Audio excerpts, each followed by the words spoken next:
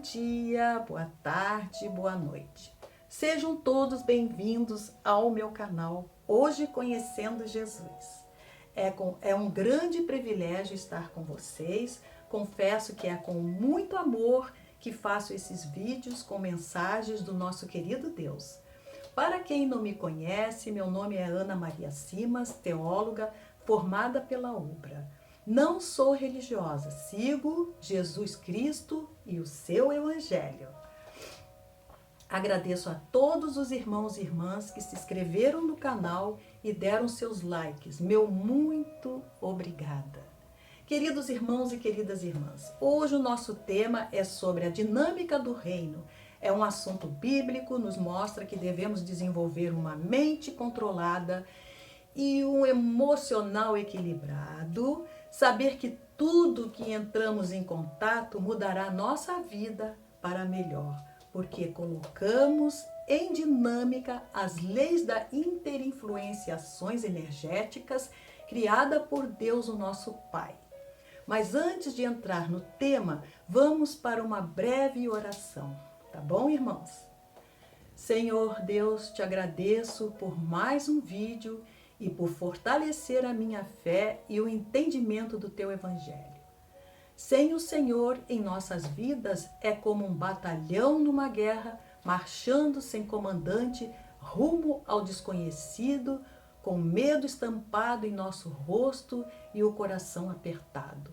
Pai, que a felicidade e a compreensão seja concedida a todos que assistirem a esse vídeo e que seus corações sejam tocados para aceitar as coisas que não podem ser mudadas. Que todos tenham sabedoria para distinguir o certo e o errado. Que teu exércitos de anjos venham em nosso socorro, limpando o mundo destes vírus.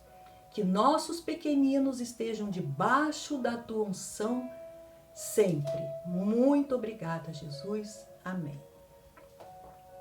Meus queridos irmãos e minhas queridas irmãs, a dinâmica do reino são pessoas inteligentes, prontas para os seus desafios, têm uma personalidade forte e racional. A Bíblia é um livro sempre presente, uma vez que tudo é cíclico e se repete.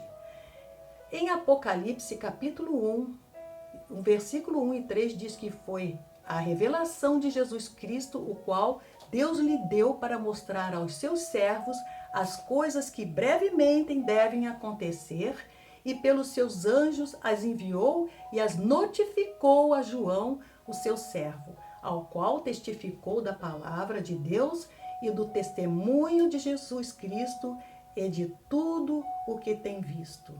Bem-aventurado aqueles que lê e os que ouvem as palavras desta profecia e guardam as coisas que nelas estão escritas, porque o tempo está próximo. Queridos irmãos e queridas irmãs, aqui João mostra aos seus servos o que deverá acontecer a qualquer momento e que devemos estar prontos para seguir Jesus e andar sempre na verdade. Quando João diz o tempo está próximo, é para que todos se liguem à vigilância e ao chamado à obediência. Se obedecermos o que está escrito, logicamente estaremos salvos, sempre que surgir algum perigo. Todos sabem que estamos aqui por um determinado tempo. Se não soubermos aproveitar, praticar o bem sem olhar a quem, pode não ter mais tempo e partiremos para a eternidade, perdendo a nossa chance de passar no teste. Tem pessoas que dizem, eu quero aproveitar a vida, curtir adoidado, tudo que puder. Mas você já perguntou o que eu tenho que fazer para ter esse direito? Meus queridos irmãos e irmãs, todos os dias enfrentamos batalhas e quando algo de ruim nos atinge, é para o nosso crescer, para ensinar e também mostrar os nossos débitos no livro da vida. Essa terrível chamada mundial, esse vírus, colocou a humanidade em pânico, quebrou empresas, desempregos, aos montes, enfim, um caos. Nada acontece por acaso. Tudo que aconteceu e está acontecendo ainda é para entender que esse vírus, ele não escolhe pessoas, atinge grupos da direita, da esquerda, jovens, crianças, adultos e idosos. É um período de grande evolução, a luta é a luz contra as trevas. Muitas orações nesta hora é o que vai nos salvar. Muito jejum, muito louvor, essas são as nossas armas, e digo muito poderosas. Está na hora de começar a despertar e entender que o dinheiro não compra a vida eterna e que tudo é ilusão, armadilhas do demônio.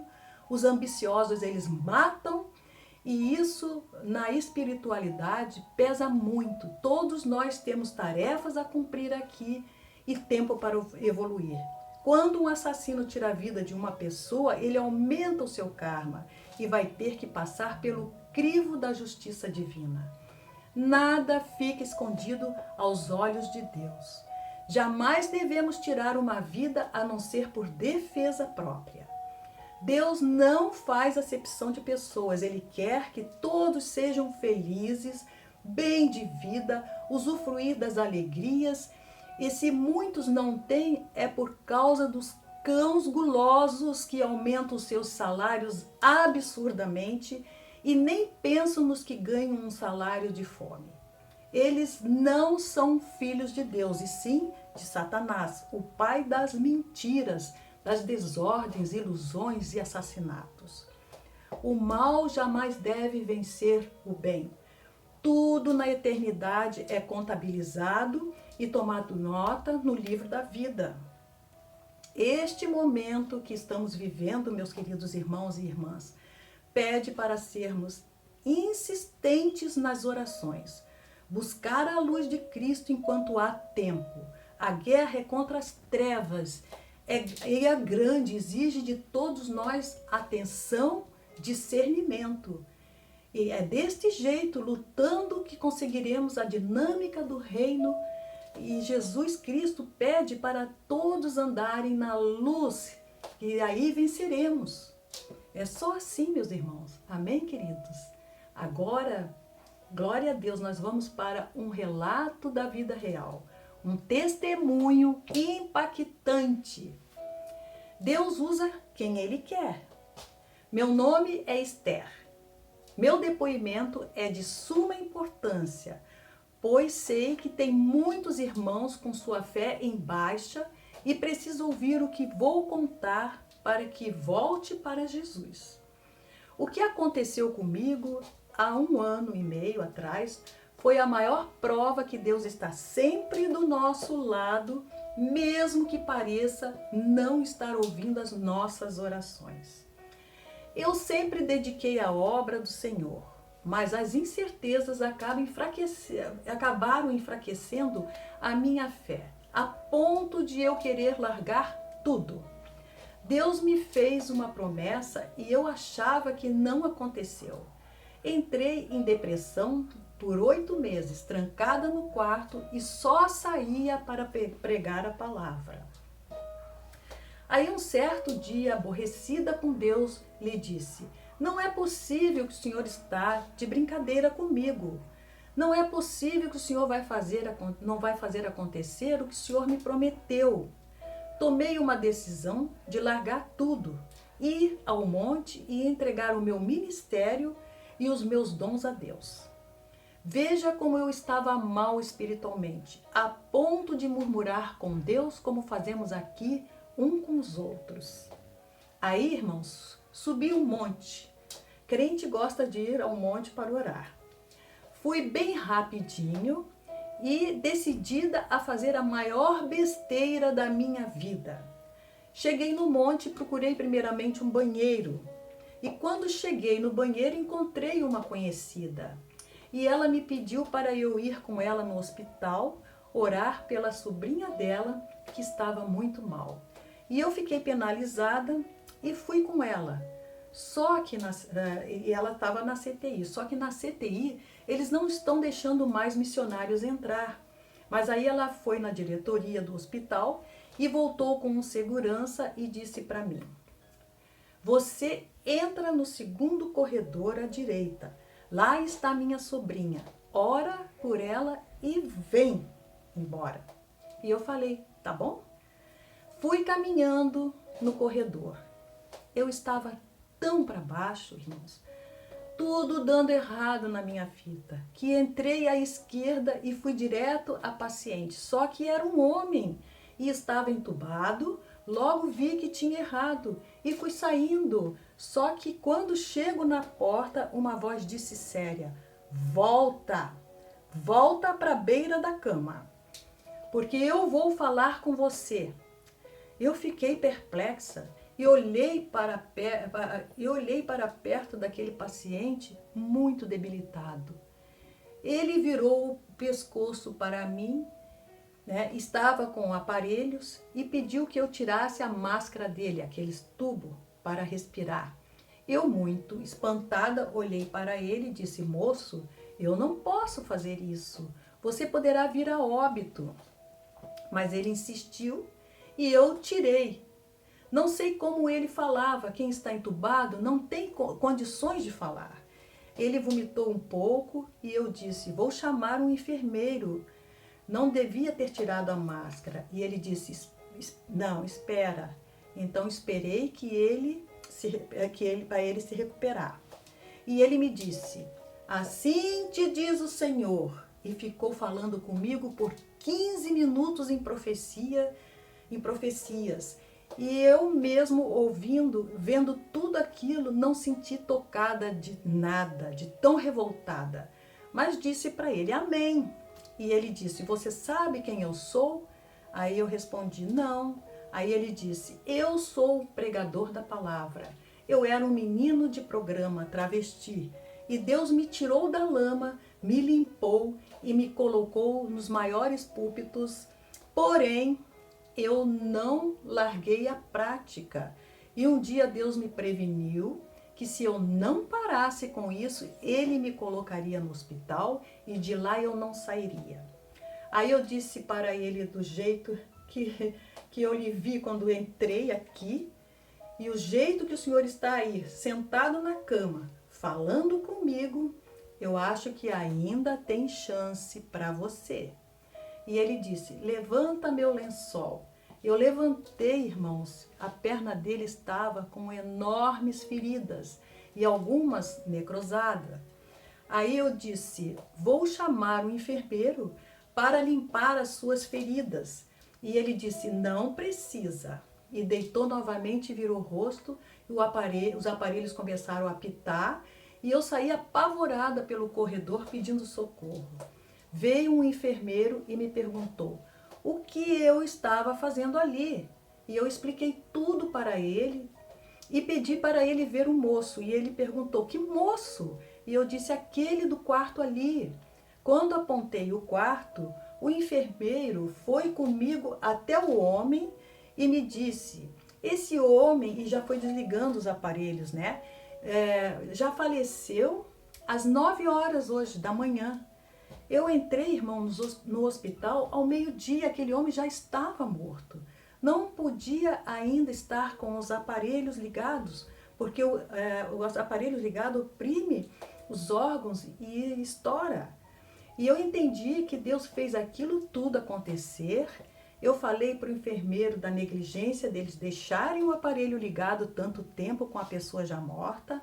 O enfermeiro explicou que teve um tiroteio na redondeza do hospital e como esse homem já estava morto, o último que saiu esqueceu de desligar os aparelhos.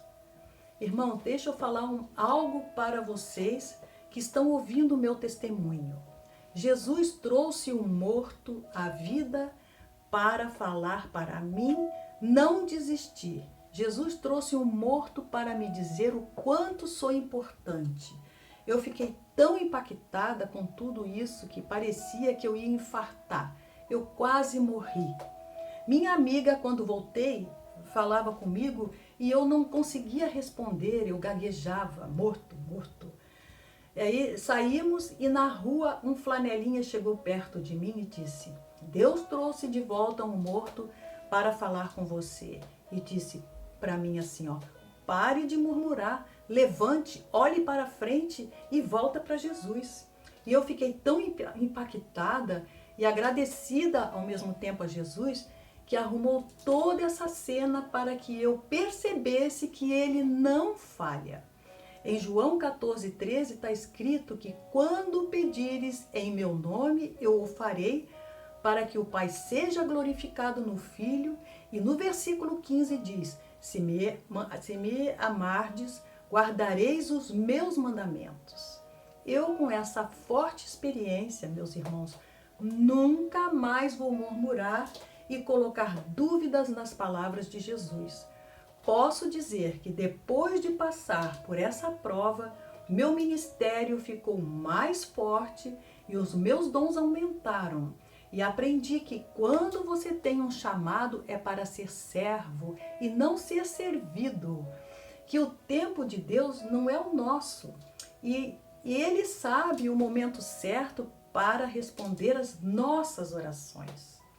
Queridos irmãos e queridas irmãs, que testemunho forte esse! Existem coisas entre o céu e a terra que a nossa vã filosofia não tem alcance. Temos que ser forte na fé e nunca duvidar que Deus pode fazer por nós. Tenha fé. Eu não sei qual é a sua doença, seu problema, mas posso te garantir que se Deus traz um morto para falar o que a pessoa precisa ouvir e que ela não vai fazer o que ele não vai fazer na sua vida, na sua saúde, na sua família, no seu trabalho. Só posso dizer que esse Jesus maravilhoso, que ressuscita mortos, ainda existe, é o mesmo de sempre, pronto para te ajudar. É só pedir, irmãos. Ele está vivo e caminhando do nosso lado, mostrando a direção certa e nos dando força para vencer o inferno. Amém? Espero ter ajudado com essas mensagens. Vamos despertar a nossa consciência, pedir nas orações que o nosso amado Jesus nos proteja e nos ilumine. Meus queridos irmãos e queridas irmãs, o segredo é: quando se está na direção certa, você enfrenta o inferno e vence. Amém, meus queridos irmãos? Peço aos irmãos e irmãs que, se gostaram, não esqueçam de dar o seu like e se inscrevam no canal. Toque no sininho para receber novos vídeos e faça o seu comentário, e qualquer dúvida pode perguntar, mas sempre com respeito, tá bom? Um grande abraço, um grande beijo a todos e até o próximo vídeo. Glória a Deus por isso. Amém, meus irmãos? Glória a Deus, Senhor.